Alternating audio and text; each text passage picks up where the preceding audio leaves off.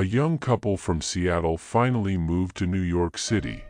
Jamie and Emily had dreamed of moving to the city for a long time, and yet the opportunity presented itself to them. Since Jamie was offered a good job in the city of their dreams, and at the same time they were lucky enough to find an apartment for rent at a very low price, but unfortunately, there were no pictures of the apartment on the website. When they arrived to view their new apartment, the couple was very pleased. At that price, they were expecting at least an apartment with no furniture and no repairs.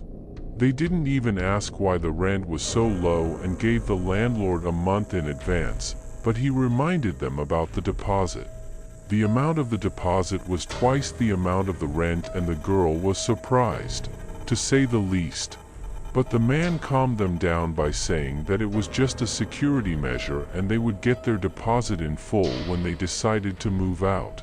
And the deposit is so high because the furniture in the apartment is very expensive. The guy and the girl looked at each other, but still gave the necessary amount of money. Finally, they were alone and be happy about their new apartment. The girl paced through the rooms and took photos for her webpage with the expensive furniture on the background, while the guy counted the remaining funds. Entering the bedroom, the girl saw a closet that stood out against the furnishings of the entire apartment. It was old, dusty, and slightly shabby. It was strange, because all the furniture in the apartment was perfectly clean, and this closet seemed to be deliberately bypassed. But Emily took a picture of it with the hashtag #vintage in the background anyway. As she posted the photo, she noticed that the closet door was slightly ajar, but when she looked back she saw that the door was tightly closed.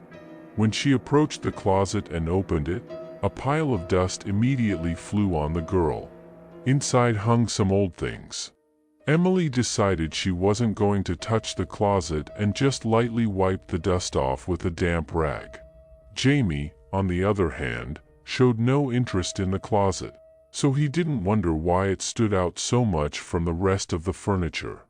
At night, when he and Emily were asleep, Jamie got up to go to the bathroom, but then he saw that the closet door was ajar.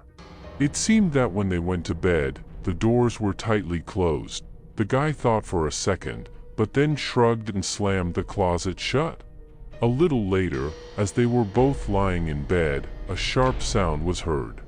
Emily thought she saw the closet door close. Either way, they both heard the sound. Turning on the lights and searching the inside of the closet, they found nothing. Jamie suggested that the closet was old, so the doors might be loose, to which Emily replied that the doors would have opened then, but not closed in any way. It was decided to put the camera in the room. They went to the store early the next morning and bought a surveillance camera that streamed to their tablet. They hung it in the corner so that it covered both the closet and their bed. That night, when Emily woke up to get up for a drink of water, she noticed the closet door open again. The girl woke Jamie up and offered to see what they had managed to film. They sat down in the middle of the bed with their backs to the closet and took the clipboard.